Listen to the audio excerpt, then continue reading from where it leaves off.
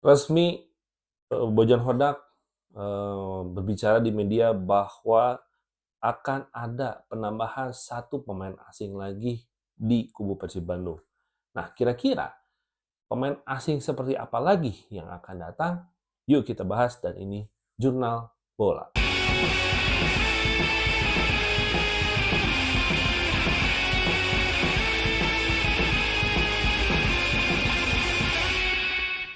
Ya, setelah dua pertandingan kemarin di Piala Presiden ketika melawan Port FC, terus juga melawan Dewa United, ya kita melihat semakin jelas apa yang menjadi kekurangan, apa yang menjadi kelebihan di Persib musim depan nanti gitu loh.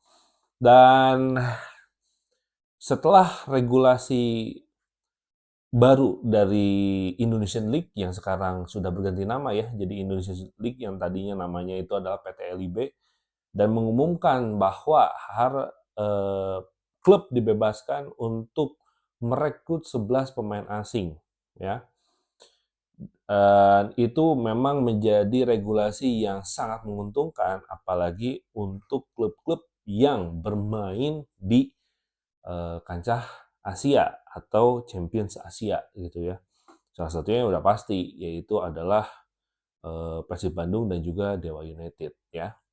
Namun di sesi conference Persib Bandung ketika melawan Dewa United, Bojan Hodang ditanya oleh media, apakah ada kemungkinan untuk menambah kuota pemain asing kembali ya? Karena sekarang kuotanya udah ditambah jadi 11 pemain, at least ada peluang untuk menambah 3 pemain lagi.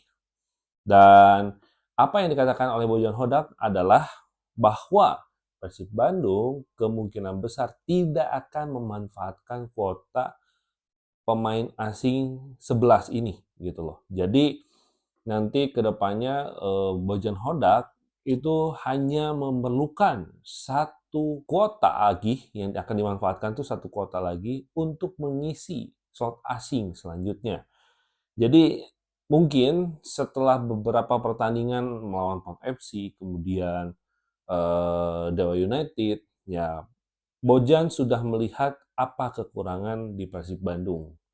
Dan kita bisa bilang bahwa selama dua pertandingan kemarin, performa daripada tim Persib Bandung menurut gua bagus ya. Dalam artian bisa dikatakan dua pertandingan kemarin itu ada sebagai gambaran bagaimana eh, dari segi strategi, segi taktik ya, juga segi di mana performa tim gitu ya, untuk musim baru ke depannya gitu loh. Dan kita sama-sama lihat juga bahwa oh ternyata ada loh keuntungan dan kekurangannya gitu loh. Kalau kita bicara keuntungan, sebenarnya Persib Bandung untungan dengan perekrutan pemain-pemain yang sudah jauh-jauh hari, persiapannya matang, dan akhirnya mendapatkan pemain yang sesuai keinginan dari Bojan Hodak ya. Walaupun pasti ada banyak opsi di situ, namun ini adalah salah satu pilihan terbaik mungkin dari segi harga, dari segi kualitas pemain gitu ya. Ini sudah menjadi pilihan yang terbaik ya di 8 orang pemain asing ini gitu loh. Cuman itu saja tidak cukup gitu loh. Karena kalau kita lihat kekurangannya kemarin ya, kekurangan yang paling terlihat dan menonjol dari Persib Bandung itu adalah dari sisi flank kanan ya, khususnya di wingback gitu loh. Kenapa? Karena di wingback ini kita sering banget ya kecolongan, kecolongan entah itu akumulasi kartu, entah itu cedera gitu ya, or anything else gitu loh. Jadi gua ngerasa kayak ya baik itu back kiri atau back kanan sebenarnya sih ya. Walaupun ya musim kemarin Kakang Rudianto lebih sering untuk mengisi dari sisi wingback kanan gitu ya. Tapi itu saja tidak cukup bagi gue pribadi. Kenapa? Karena yang dihadapi ke depan oleh Persib Bandung itu adalah Asia. Sedangkan kalau kita lihat permainan Persib Bandung kemarin ketika melawan Dewa United, memang secara kualitas, secara skill itu kita udah sangat mumpuni ya, yang ditunjukkan oleh para pemain-pemain baru ini gitu. Dan menurut gue sangat menjanjikan gitu loh. Tapi ketika melawan Dewa United dan kita lihat Dewa United juga punya persiapan yang cukup matang juga dari segi perekrutan pemain juga menurut gua yang berkualitas juga gitu ya, dan ada dua mantan pemain Persib juga di situ gitu loh. Gua rasa memang belum cukup bagi gua pribadi ya, belum cukup gitu. Nah, yang dibutuhkan slot asing selanjutnya si pemain ke-9 ini apa? Yaitu adalah bek kanan menurut gua pribadi. Kenapa? Karena kalau di bek kiri itu gua lebih tenang. Kenapa? Karena sekarang Rezaldi sudah balik lagi, terus juga Zalnando juga ada di situ gitu ya. Jadi menurut gua di sisi kiri oke gitu, tapi di sisi kanan ini selalu gambling. Kenapa? Karena sebenarnya sejatinya posisi Kakang itu kan center back dan harus digeser ke kanan. Hand udah berapa pertandingan ini nggak perform gitu ya. Terus juga lihat Febri juga bukan murni wingback gitu, dia itu adalah sayap serang gitu loh. Nah makanya ini adalah salah satu menurut gua opsi terbaik ya untuk Bojan Hodak bisa memilih atau mencari wingback asing ya yang akan mengisi slot pemain slot asing ya, slot asing ke-9 gitu loh.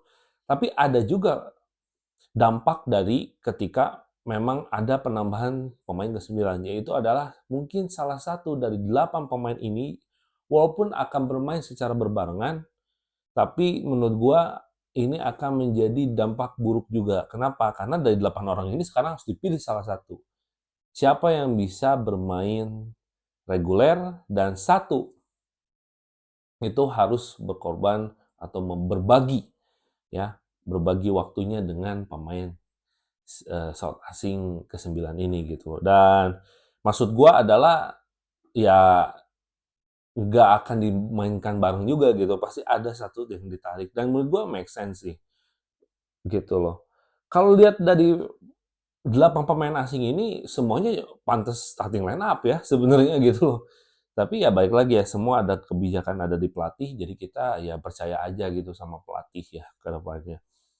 Ya so far itu sih, mmm, ke kelebihan dan kekurangannya ya, keuntungan atau kekurangannya, dari penawaran pemain asing ini gitu loh. Cuman ya perlu diingatkan juga bahwa gue ingin banget gitu ya, pemain lokalnya pemain lokalnya pun juga harus harus, high improve juga gitu loh. Kenapa? Karena kita juga nggak bisa ngandelin 100% pemain asing gitu ya. Pasti kan ada ininya lah, ada drop, ada up gitu ya. Jadi gua ngerasa bahwa pemain lokal ini butuh improve gitu loh. Apalagi pemain-pemain muda ya, udah jelas kita lihat Zulkifli kualitasnya menurut gua gitu ya, itu bisa menjadi salah satu opsi pemain yang bisa dimainkan secara reguler ke depannya gitu loh.